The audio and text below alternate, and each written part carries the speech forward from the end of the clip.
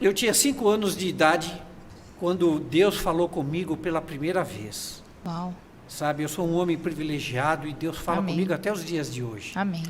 Lá em casa, às vezes, eu estou lá e Deus fala, como falava com os profetas, Ele fala comigo. Amém, que bonito. E só que eu não sabia que era Deus. Eu passava numa determinada rua, isolada, eu comecei a ouvir vozes. E a voz dizia para mim, você precisa estudar japonês. Poxa. Eu olhei para um lado, olhei para o outro, não via ninguém.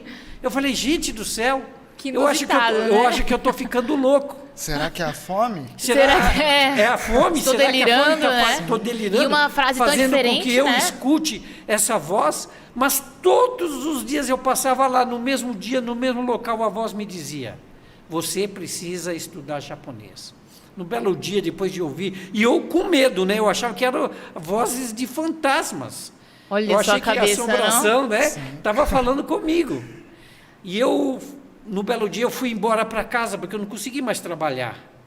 E eu falei com a minha mãe, falei, mãe, a senhora precisa ir comigo, porque tem uma voz que está falando comigo, e essa voz está falando para eu estudar japonês. Eu acho que é assombração, que é fantasma. Mãe, a senhora vai comigo. E minha mãe foi. No outro dia eu cheguei no mesmo lugar, falei, mãe, é ali, eu não queria ir, eu estava com medo. E minha mãe me pegou pela mão e me arrastou, e quando eu cheguei lá no local, eu ouvi a voz, e a voz me falou novamente, você precisa estudar japonês. Mãe, a senhora ouviu a voz? A minha mãe não tinha ouvido nada, Renan. Não ouviu nada, Sara. Era com o senhor mesmo. Era comigo mesmo. E eu falei, puxa vida, só eu escuto essa voz. E eu fui embora. E eu evitei de passar naquela rua, não passei mais naquela rua, porque eu tinha medo. Mas um belo dia eu sem querer, sabe como é criança, esqueci, preocupado com outras coisas. Quando viu, já estava lá? Já estava lá, Renan. A voz já estava lá de e novo. E a voz me falou, você precisa estudar japonês. Olha só, insistente. E eu com 5 anos de idade comecei a procurar um lugar para estudar japonês.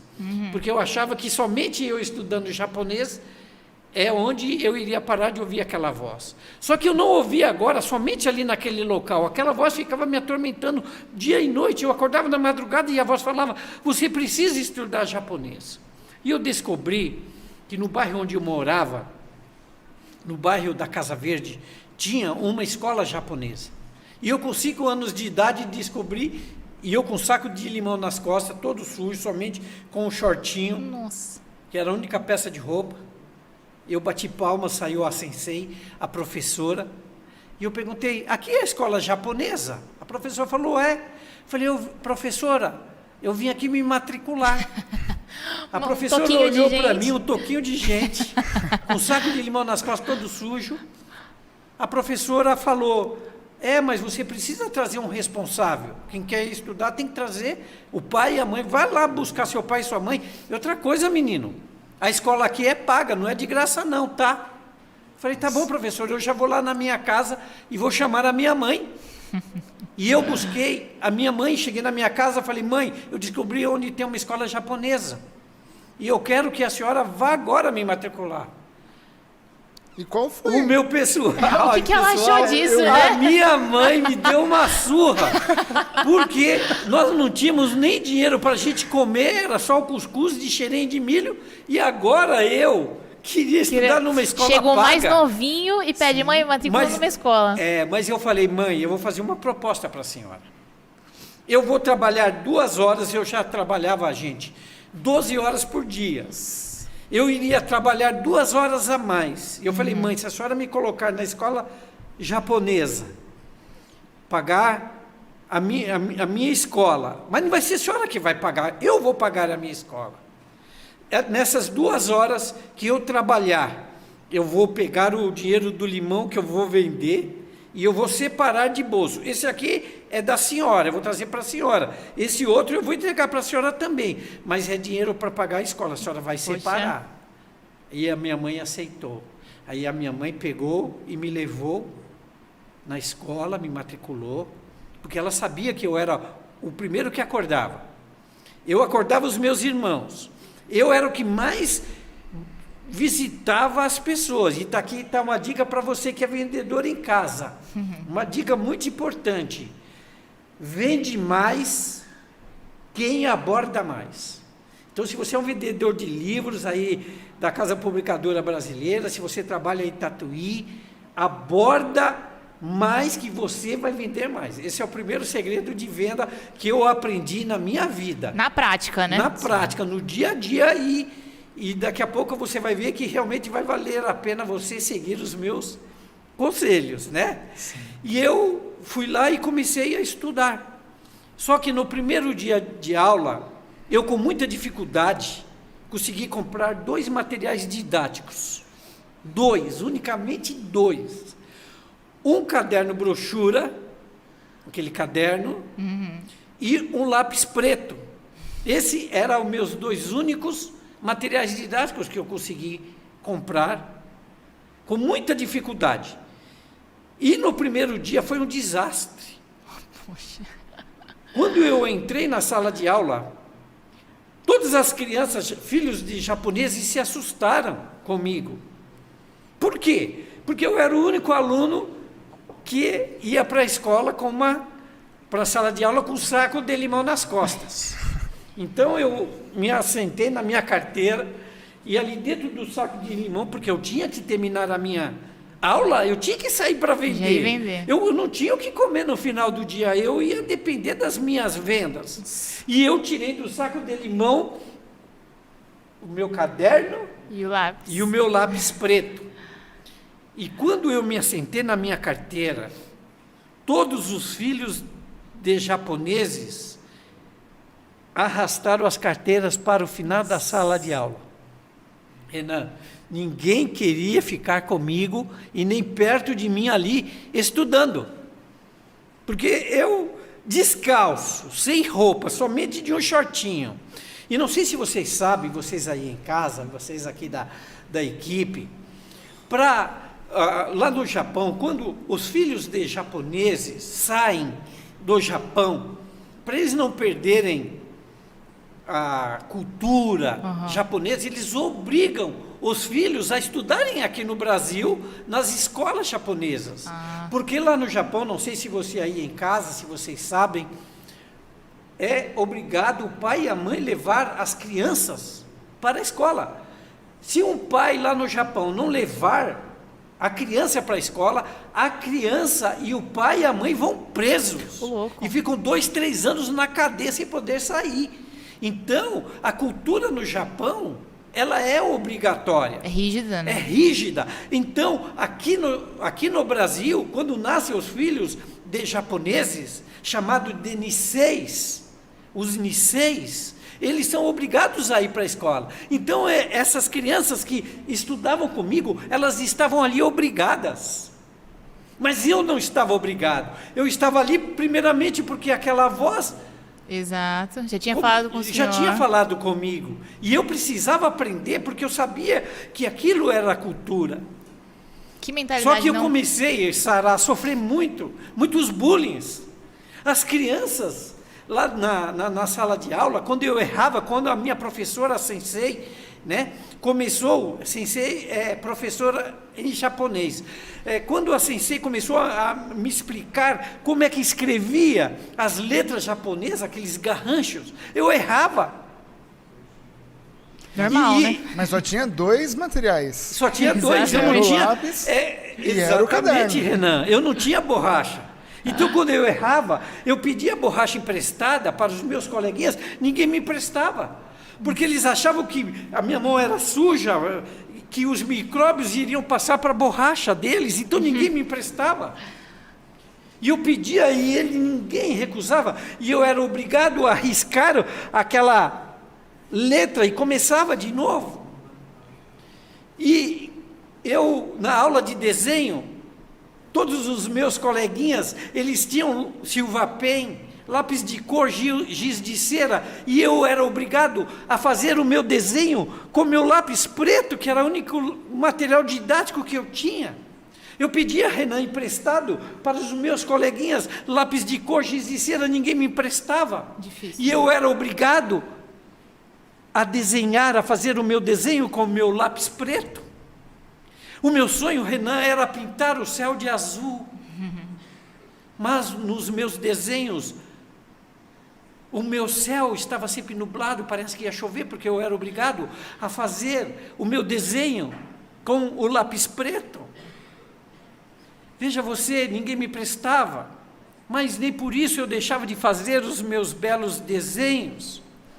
Quando uma criança daquela sala de aula, elas faziam aniversário, elas convidavam todas aquelas crianças para ir no aniversário no final de semana, e eu ficava torcendo, pedindo a Deus que eles me convidassem, mas ninguém nunca me chamava. Eu queria comer um pedaço de bolo, eu queria comer um brigadeiro, um beijinho, mas nunca ninguém chamava, porque ninguém queria o Francisco San lá na festinha. Ninguém me queria lá, porque com toda certeza eu iria para essa festa com meu saco de limão nas costas. Mas eu que comia cuscuz de xerém de milho, pão, Sara, somente no dia de sábado, uma vez por semana, o meu pai comprava aquela bengala, que era um pão grande. Era o evento, né? O evento da semana era o pão. Era o evento da semana, no dia de sábado. Caramba. E o meu pai ainda não tinha dinheiro para comprar essa bengala, comprava o pão amanhecido. O que é o pão amanhecido para vocês que estão aí em casa, vocês que estão aqui? O pão que o padeiro não vendia na sexta-feira, ele vendia no sábado por um preço mais barato. Esse era o único pão que nós podíamos comprar, e ainda uma vez por semana. E quando o meu pai comprava aquela única bengala, ele repartia em pedaços iguais. Cada um recebia, eu recebia o mesmo tamanho, todos os meus irmãos, o meu pai e minha mãe. Só que quando eu comecei a estudar o japonês, e quando chegava no dia do sábado, eu que recebia o meu pedaço, eu não podia agora mais comer o miolo do pão. Eu comia somente a casca. E agora, eu levei esse miolo do pão para a sala de aula.